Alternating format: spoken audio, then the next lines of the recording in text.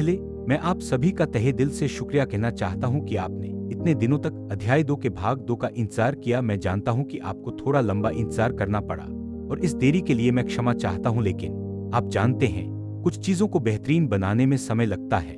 मैं ये सुनिश्चित करना चाहता था कि जो जानकारी मैं आपके लिए ला रहा हूं, ये सिस्टम या ट्रेडिंग मॉडल फिर एक कंप्यूटर में प्रोग्राम किए जाते हैं जो यांत्रिक खरीद और बिक्री संकेत mechanical buy and sell signals उत्पन्न करता है।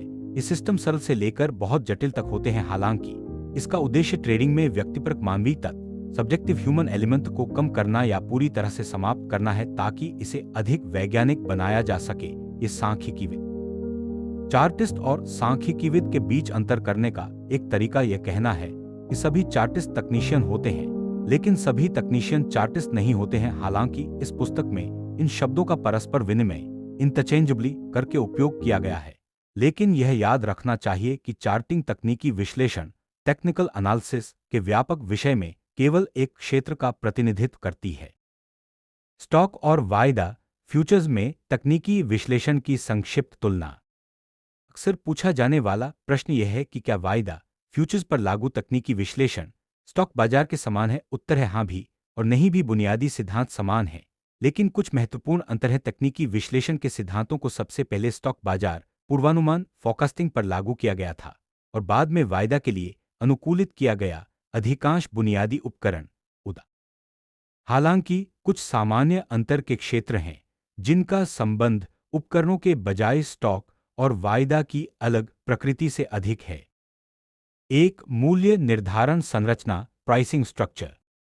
वायदा में मूल्य निर्धारण संरचना स्टॉक की तुलना में बहुत अधिक जटिल है। प्रत्येक कमोडिटी को विभिन्न इकाइयों और वृद्धियों इंक्रीमेंट्स में उद्धृत कोटित किया जाता है। उदाहरण के लिए, अनाज बाजार को प्रति बुशेल सेंट में, पशुधन बाजार को प्रति पाउंड सेंट में, सोना और चांदी को प्रति औंस डॉलर में और ब्याज दरों को आधार बिंदुओं बेसिस पॉइंट्स में उद्धृत किया जाता है। एक ट्रेडर को 2 सीमित जीवन काल लिमिटेड लाइफ स्पान। विपरीत, वायदा अनुबंधों की समाप्ति तिथियां एक्सपायरेशन डेट्स होती हैं। उदाहरण के लिए, मार्च 1999 का ट्रेजरी बॉन्ड अनुबंध मार्च 1999 में समाप्त हो जाता है। विशिष्ट वायदा अनुबंध समाप्ति से पहले लगभग 1.5 साल तक ट्रेड होता है, इसलिए किसी भी समय एक ही कमोडिटी में कम से कम आधा दर्जन अलग अलग अनुबंध महीने एक ही समय। 3 कम मार्जिन आवश्यकताएं लोअर मार्जिन रिक्वायरमेंट्स। यह शायद स्टॉक और वायदा के बीच सबसे महत्वपूर्ण अंतर है। सभी वायदा मार्जिन पर ट्रेड किए जाते हैं जो आमतौर पर अनुबंध के मूल्य के 10% से कम होता है। इन कम मार्जिन आवश्यकताओं का परिणाम जबरदस्त लीवरेज ट्रेमेंडस लीवरेज होता है। किसी भी दिशा में अपेक्षाकृत छोटे मूल्य चालों का समग्र ट्रेडिंग परिणामों पर उनके प्रभाव में वृद्धि होती है। इस कारण से वायदा में तकनीकी विश्लेषण के दृष्टिकोण से उच्च लीवरेज कारक वायदा बाजारों में समय टाइमिंग को स्टॉक की तुलना में बहुत अधिक महत्वपूर्ण बना देता है। प्रवेश और निकास बिंदुओं एंट्री एंड एग्जिट पॉइंट्स का सही समय वायदा ट्रेडिंग में महत्वपूर्ण है और बाजार विश्लेषण की तुलना में बहुत अधिक कठिन और निराशाजनक है। काफी हद तक इसी कारण से एक सफल वायदा ट्रेडिंग कार्यक्रम के लिए तकनीकी ट्रेडिंग 4 समय सीमा बहुत कम होती है। Time frame is much shorter.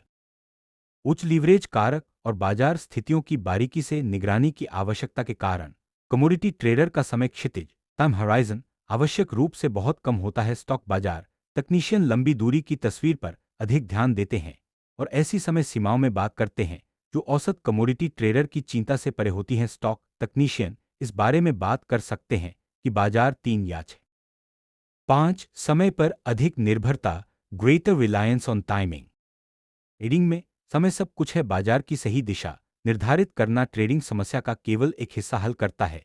यदि प्रवेश बिंदु का समय एक दिन या कभी-कभी मिनटों से भी चूक जाता है तो यह विजेता या हारने वाले के बीच अंतर का मतलब हो सकता है। बाजार के गलत पक्ष में होना और पैसा खोना काफी बुरा है। बाजार के सही पक्ष में होना और फिर भी पैसा खोना वायदा 6 है। बाजार एवरेज और संकेतकों पर कम निर्भरता less reliance on market averages and indicators. Stock बाजार विश्लेषण व्यापक रूप से।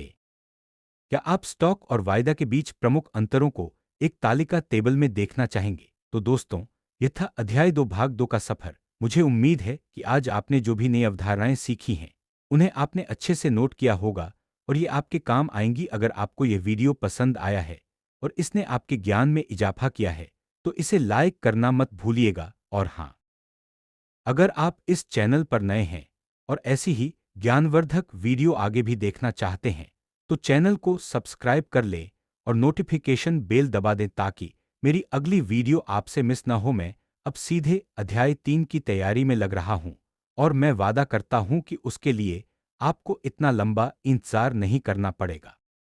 जुड़े रहने के लिए और सीखने की अपनी इच्छा बनाए रखने के लिए आप सभी का एक बार फिर से बहुत बहुत धन्यवाद। मिलते हैं अगली वीडियो में। खुश रहें, सीखते रहें।